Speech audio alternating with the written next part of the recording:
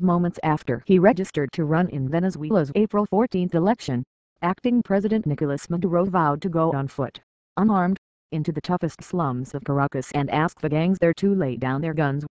Maduro and his opponent, Enrique Capriles, have clashed over the top campaign issue, the daily murders, armed robberies and kidnappings that make the South American country one of the most dangerous in the world. "We'll go like this, with our chests bare," Maduro cried at the campaign event, driving the crowd wild as he pulled open his Venezuelan flag tracksuit top to reveal a red t-shirt emblazoned with the eyes of his late boss, Hugo Chavez. "We'll go without fear, to tell these youths to stop the killing, to give up the guns, to come to Christ the Redeemer." Fears about personal safety routinely top polls of voters' concerns in the country with the world's biggest oil reserves, despite the many programs started by Chavez during his 14-year rule aimed at bringing down the homicide figures.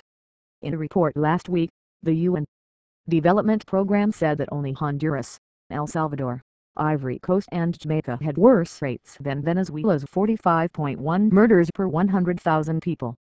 The rate in the United States was 4.2. The Venezuelan government concedes the country suffers more violent crime than most of the region, but it accuses opposition politicians of exaggerating the problem and shamelessly stoking fears to tarnish Chavez's socialist revolution. On Sunday, Maduro accused the U.S.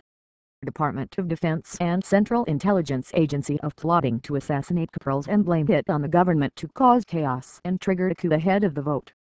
Washington categorically denied it.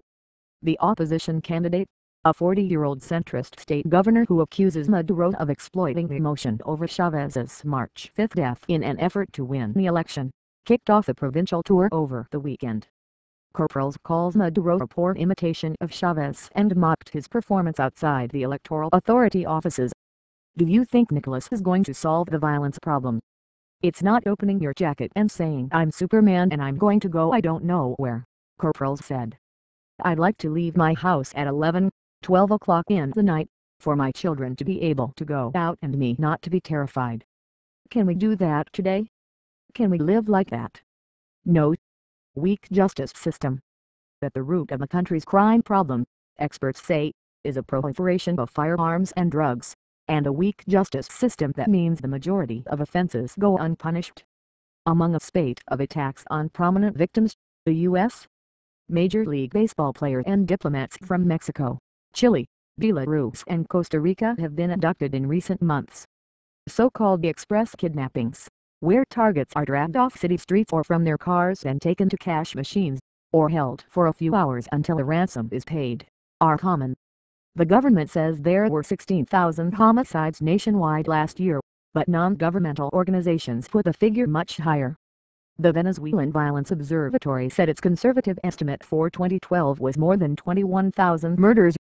Without detailed statistics from the authorities, it is not possible to cross-check the numbers.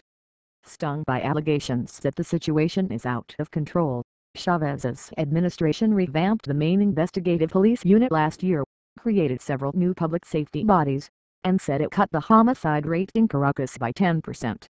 Most afflicted by the gangs of criminals are poor residents living in the myriad shanty-towns where the late president found his most fervent followers.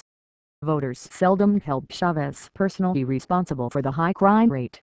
Some viewed him almost as a member of the family, others in mere religious terms. Maduro is trying to forge the same emotional bond, but lacks Chavez's charisma.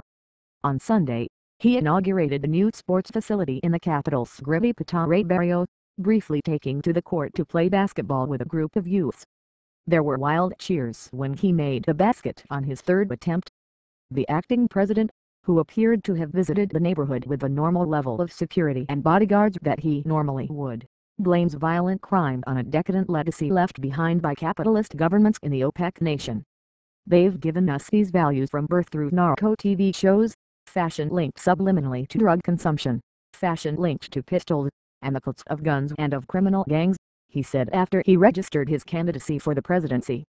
He accuses the opposition of cynically allowing bandits to roam unchecked, for example, in Miranda State, which includes poor parts of Caracas and where Capriles is governor. "You know why?" Maduro said to the crowd. "Because they don't care about people's lives. They prefer barrios that are full of drugs and criminality so they can continue stigmatizing the people like they have done for the last 500 years.